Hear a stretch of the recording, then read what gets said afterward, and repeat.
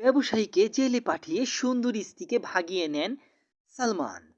ব্যবসায়ীকে জেলে পাঠিয়ে তার সুন্দরী স্ত্রীকে ভাগিয়ে নেন সাবেক প্রধানমন্ত্রী শেখ হাসিনার বেসামরিক শিল্প ও বিনিয়োগ বিষয়ক উপদেষ্টা সালমান এফ রহমান।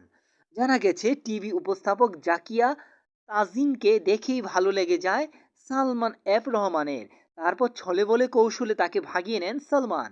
দেশের শেয়ার বাজার কারসাজিতে বছরের পর বছর আলোচিত সালমান এফ রহমানকে ঘিরে এমন চাঞ্চল্যকর তথ্য নিজেই ফাঁস করেছেন ভুক্তভোগী ইন্ডেক্স গ্রুপের ব্যবস্থাপনা পরিচালক শরীফুল্লাহ আল মুনির।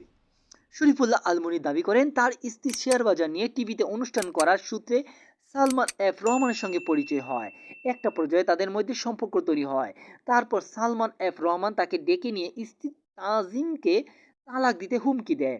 তার কাছ থেকে ৮টি সত্ত্বে ৩০০ টাকার স্ট্যাম্পে স্বাক্ষর নেন সালমান এফ রহমান। তিনি বলেন, সত্যগুলোর মধ্যে ছিল, আমি কখনো আমার কোম্পানির মালিকানা দাবি করতে পারবো না, আমার স্ত্রীকে ডিভোর্সের বিষয়ে কাউকে কিছু বলতে পারবো না, এমনকি কাউকে কিছু এমনকি আমার ছেলে কাস্ডিও চাইতে পারবো না। তবে আমি যখন রাজি হলাম না, তখন এ বিষয়ে অনেকেই জানতে পারে। এক পর্যায়ে আমি ১ মাস গুম ছিলাম। মামলার ভয়ে তটস্থ থাকতাম সবসময়। পরে ২০২০ সালের দিকে আমার স্ত্রীর সঙ্গে ডিভোর্স হয়ে যায়।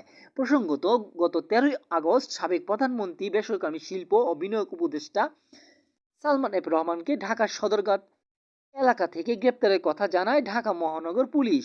কোটা সংস্কারের দাবিতে আন্দোলনরত চলাকালে ঢাকা কলেজের সামনে সংঘর্ষে এক হকার নিহত হওয়ার ঘটনায় নিউ মার্কেট থানায় করা হত্যা মামলায় তাকে গ্রেপ্তার দেখানো হয়।